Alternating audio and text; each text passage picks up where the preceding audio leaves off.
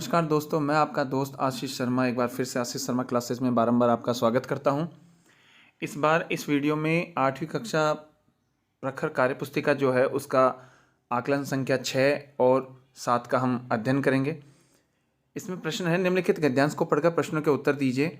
आज लाखों वर्षों से असंख्य मनुष्यों को कर्म और सिफारिश के आधार पर स्वर्ग और नरक के स्थान अलॉट करते आ रहे थे, पर ऐसा कभी नहीं हुआ था। सामने चित्रगुप्त बैठे थे, बार बार चश्मा पहुँच अंगुली में थूक लगा पन्ने पलट रजिस्टर देख रहे थे।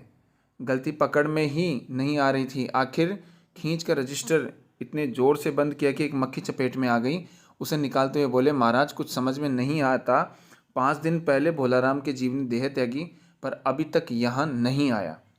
पहला प्रश्न है, मनुष्य को स्वर्ग और नरक में स्थान मिलता है, तो इसमें चौथे नंबर का जो ऑप्शन है कर्म और उसके सिफारिश से, कर्म और सिफारिश से।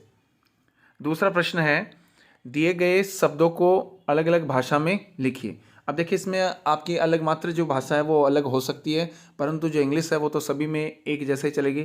जैसे खींचना है तो इसमें हम सीजना है, मतलब एक गुस्से का रूप है, तो इसको हम अंग्रेजी में लिखें ANGER, एंगर का मतलब भी गुस्सा ही होता है। दूसरा है मक्खी, तो इसको हम अपनी भाषा में माखी बोलते हैं, कोई माखा बोलता है। आप कमेंट करके बताइए कि मक्खी को आप अपनी भाषा में क्या बोलते हैं। तो इंग्लिश में बोलेंगे फ्लाई, FLY। इसी प्रकार देह को शरीर ही बोलते हैं, परंतु जो ढूंढाड़ी भाषा है या फिर अपने पूर्व राजस्थान में जाते हैं तो यहाँ डील शब्द का उपयोग भी शरीर के लिए प्रयोग किया जाता है, तो इंग्लिश में बोलते हैं बॉडी, BODY।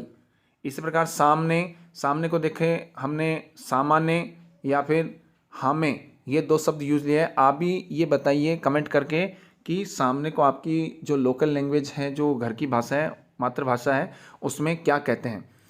और अंग्रेजी में लिखेंगे फ्रंट, FRONT। ठीक है। इस प्रकार तीसरा प्रश्न है, दिए गए वाक्य को सही क्रम में लिखिए। आया, फुल स्टॉप, नहीं, तक, अभी, यहाँ, तो यहाँ लिखें यहाँ अभी तक नहीं आया। इसी प्रकार आता, फुल स्टॉप, समझ नहीं मुझे कुछ, तो मुझे कुछ समझ नहीं आता। यहाँ पर आप जो हैं वो फुल स्टॉप का प्रयोग भी कर लेंगे। इसी प्रकार आ गई, फुल स्टॉप, बकरी में बाड़ी, तो बाड़ी में बकरी आ गई।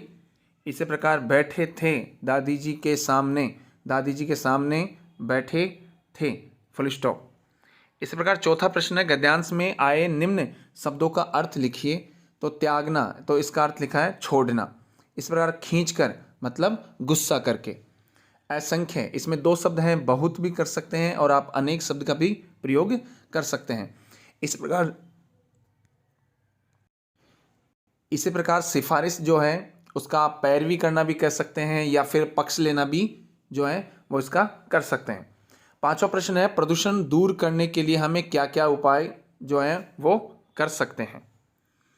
तो इसमें देखते हैं, प्रदूषण दूर करने के लिए हमें कूड़ा कचरा नदी नालों में नहीं बहाना चाहिए। ध्वनि यंत्रों को सीमित मात्रा वाली ध्वनि में ही बजाना चाहिए। वृक्षों को नहीं काटना चाहिए, अर्थात वृक्षारोपण करना चाहिए। इसी प्रकार 6वां प्रश्न है, निम्नलिखित के विलोम शब्द लिखिए। तो इसमें जो है स्वर्ग है तो इसका विलोम शब्द हो जाएगा नरक।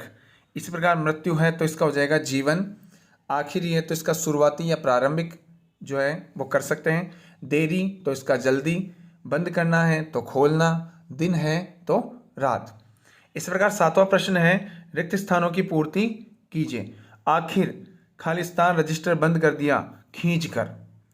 इसी प्रकार दूसरा है, देखा कि एक खालिस्तान चपेट में आ गई मक्खी। इसी प्रकार 5 दिन पहले भोलाराम के जीव ने खालिस्तान त्यागी देह है। इसी प्रकार वह खालिस्तान तक यहाँ नहीं आया अभी। इस प्रकार हमने आकलन संख्या 6 का अध्ययन किया। अब हम देखते हैं आकलन संख्या 7। आकलन संख्या 7 में हम देखते हैं, नीचे लिखे शब्दों को शब्दकोश के अनुसार क्रम में जचाइए। ध्यान रखिएगा, ये जो जिलों के नाम दे रखे हैं पाली, जयपुर, बीकानेर, जोधपुर, उदयपुर, अलवर, भरतपुर और दौसा, इनको अंग्रेजी वर्णमाला के अकॉर्डिंग नहीं, हिंदी वर्णमाला के अकॉर्डिंग आपको यहाँ पे जो है वो क्रमानुसार लिखना है। तो सबसे पहले ए पे आता है अलवर, 2 पे आता है उदयपुर, ऊ जो है वो ए के बाद में वर्णमाला ऊ आती है तो उदयपुर। तीसरे पे आता है जयपुर, चौथे पे आता है जोधपुर, इसी प्रकार 5वें पे आता है दौसा और 5वें पे आता है दौसा, 6ठे पे आता है पाली, इसी प्रकार 7वें पे आता है बीकानेर और 8वें पे आता है भरतपुर। तो हमने ये क्रम से जचाए हैं।